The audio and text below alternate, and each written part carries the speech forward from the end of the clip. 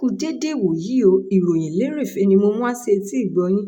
Ẹ jọ̀wọ́ ẹ wá nǹkan fìdílé láti tẹ́tí sí ìròyìn lérèfé tòní láti ẹnu ọmọ yín kan náà, ìyáàfin Lydia Ọbọ́falẹ́yẹ. Ìjọba ìpínlẹ̀ Ọ̀yọ́ ní ọjọ́ Ajé ti bẹ̀rẹ̀ sí ní wó ibùba àwọn ajínigbé èyí tí ó wà ní agbègbè Lákòhun lọ́nà Ayégún Olójú-oró ní ìlú Ìbàdàn.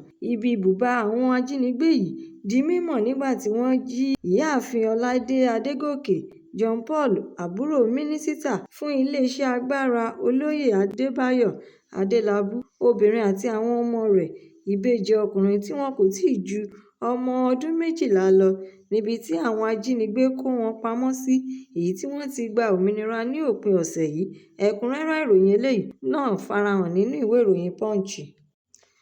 Ẹ̀kọ́ kò ṣojú mímu fún àwọn ọmọ ẹgbẹ́ Nigeria Democratic Congress (NDC) nígbà tí Kwankwaso bẹ̀rẹ̀ sí ní dúnkòokò lajà mọ́ ẹgbẹ́ wípé òun kò nífẹ̀ẹ́ sí bí wọ́n ṣe pín ipò àti agbára nínú ẹgbẹ́, tí wọ́n sì tún ń pààrọ̀ àwọn alátìlẹyìn olólùfẹ́ òun.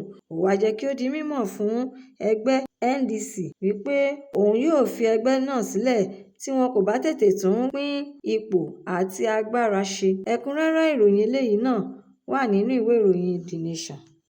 Ẹgbẹ́ agbábọ́ọ̀lù Real Madrid ti ṣe àtúnyàn Florentino Perez gẹ́gẹ́ bí ààrẹ ẹgbẹ́ agbábọ́ọ̀lù náà nípa ìyàlẹ́nu àti ìdùnnú ọ̀pọ̀lọpọ̀ ènìyàn láti lè ṣí àyè sílẹ̀ fún Jose Mourinho láti padà gẹ́gẹ́ bí adarí akọ́ni. Perez, tí ọjọ́ orí rẹ̀ tó 101 (79 years) yìí ti jẹ́ ààrẹ nígbà méjì ọ̀tọ̀ọ̀tọ̀ fún odidi ọdún 23 (23 years), tí ó sì tún kó ìbò ìdá 65 nínú ìdá ọgọ́rùn-ún 65% ti àwọn ọmọ ẹgbẹ́ tí ó tó ẹgbẹ̀rún lọ́nà 100,000 láti fi rọ́ olùdíje akẹgbẹ́ rẹ̀ sí ipò ààrẹ ẹgbẹ́ náà, Enrique Riguemes, tí òun náà jẹ́ ọmọ 37 (37) dànù, èyí tí ẹgbẹ́ kéde èsì ìbò náà ní nǹkan bíi alẹ́ ọjọ́ Ìsinmi. Ẹ̀kúnrẹ́rẹ́ ìròyìn eléyìí náà tún wà nínú ìwé ìròyìn Vanguard.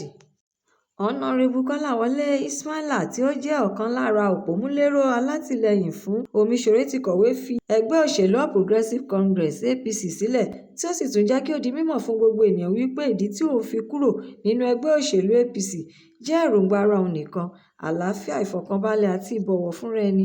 Bí ó tilẹ̀ jẹ́ pé ọ̀pọ̀lọpọ̀ ènìyàn ni wọ́n ti kúrò nínú ẹgbẹ́ òṣèlú APC síwájú ètò ìdìbò sí ipò gómìnà èyí tí yóò wáyé ní ọjọ́ 15 oṣù kẹjọ (August 15) ọdún tí a wà nínú rẹ̀ yìí, ṣùgbọ́n tí ẹgbẹ́ náà sì ń jẹ́ kí ó di mímọ̀ fún àwọn ènìyàn wípé digbí ni àwọn wà, èyí tí àwọn ènìyàn ní ìgbàgbọ́ pé irọ́ báláwú ni, nítorí pé wọn kò lè rí ọwọ́ mú nínú ètò ìdìbò náà. Ẹ̀kúnrẹ́rẹ́ ìròyìn eléyìí náà tún wà nínú ìwé ìròyìn This Day. Ìròyìn eléyìí ló gbé jáde síta wípé àwọn iléeṣẹ́ ọlọ́pàá ti ìpínlẹ̀ Èkó ti fi ẹ̀mí àti ọkàn àwọn olùgbé ìpínlẹ̀ náà balẹ̀ wípé kò sí ohunkóhun tó fi ìdí rẹ̀ múlẹ̀ wípé àwọn adàlúrú agbébọn ti ṣètò láti kọlu àwọn iléèwé kí wọ́n sì tún kó àwọn ọmọ lọ, èyí tí wọ́n ṣe àkọsílẹ̀ rẹ̀ káàkiri ìlú Èkó. Ọ̀gá ọlọ́pàá tí ó wà fún ìbáṣepọ̀ àwọn ará ìlú, SP Abímbọ́lá Adébísí, ni ó sọ̀rọ̀ yìí jáde síta ní ọjọ́ 8 oṣù kẹfà ọdún 2026 (June 8). Ẹ̀kúnrẹ́rẹ́ ìròyìn eléyìí náà tún wà nínú ìwé ìròyìn Daily Post. Àwọn àjọ The Maria Foundation, nípa nínà àṣà ètò ìlera sókè, ni wọ́n ti ró àwọn ọ̀dọ́mọbìnrin tí wọ́n lé ní 2,000 àti àwọn tí ẹ̀kọ́ kò ṣojú mímu fún káàkiri ìpínlẹ̀ Niger, Nasarawa àti ìlú Àbújá lágbára. Ètò ríró àwọn ènìyàn lágbára ọlọ́jọ́ 4 èyí tí ó bẹ̀rẹ̀ ní ọjọ́ 4 títí di ọjọ́ 7 (June 4 sí June 7) ọdún 2026 ni wọ́n tún pín oríṣiríṣi ẹ̀bùn fún àwọn ènìyàn. Ẹ̀kúnrẹ́rẹ́ ìròyìn eléyìí náà tún wà nínú ìwé ìròyìn The Guardian. Ilé-ẹjọ́ ti ìbílẹ̀ tí ó fìdí kalẹ̀ ní ìpínlẹ̀ Ondo, ìlú Àkúrẹ́, ti tú ìgbéyàwó ọlọ́dún 12 ká èyí tí ó wà láàrin Múradékẹ́ Babalọ́lá àti ọkọ rẹ̀ Tèmítọ́pẹ́ Babalọ́lá lórí ẹ̀sùn pé ìgbà gbogbo ni ọkọ òun máa ń fi lílù ba ti òun jẹ́, nínú èyí tí ó ti jẹ́ kí ìgbéyàwó àwọn di pẹ́ǹtúká tí kò sì ṣe é sopọ̀ di ọ̀kan mọ́.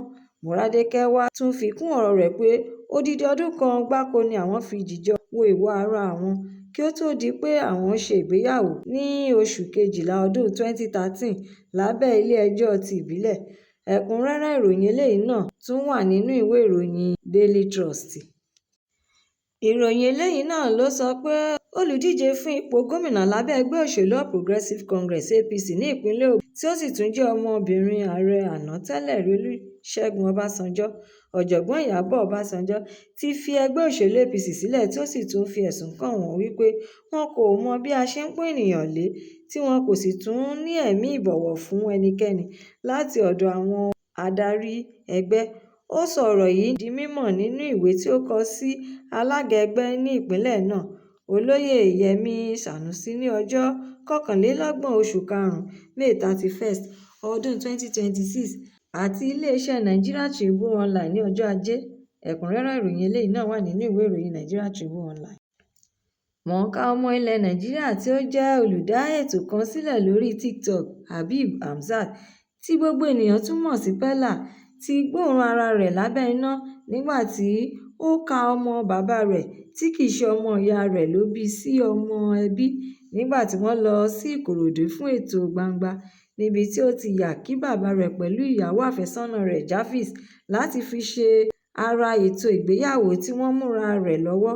Pella wá sọ èròǹgbà ọkàn rẹ̀ wípé gbogbo ọmọ tí ìyá òun bí ni òun mọ̀ sí àbúrò òun. Ẹ̀kúnrẹ́rẹ́ ìròyìn eléyìí náà wà nínú ìwé ìròyìn Leadership.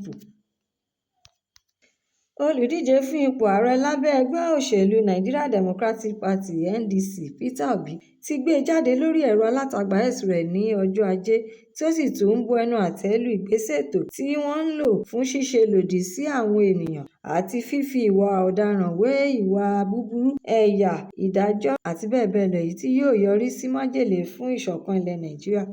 Ẹ̀kúnrẹ́rẹ́ ìròyìn eléyìí náà tún farahàn nínú ìwé ìròyìn The Sun. Ìròyìn lérèfé tòní kò ní jù báyìí lọ. Ẹ ṣé tẹ̀ ń tẹ́tí gbọ́ mi ní gbogbo ìgbà. A tún máa pàdé lọ́jọ́ mìíràn láṣẹ Èdùmàrè fún àkọ́tún ìròyìn lérèfé. Ẹ má ṣàlàyé lọ kàn sí YouTube channel ìròyìn lérèfé kí ẹ jọ̀wọ́ kí ẹ bá mi subscribe, kí ẹ má tún gbàgbé fi èròǹgbà yín ránṣẹ́ sórí rẹ̀ kí ẹ bá lè máa ní àǹfààní láti máa gbádùn ìròyìn lérèfé síwájú àti síwájú sí i. Ẹ ṣé mo dúpẹ́. Ó dàbọ̀.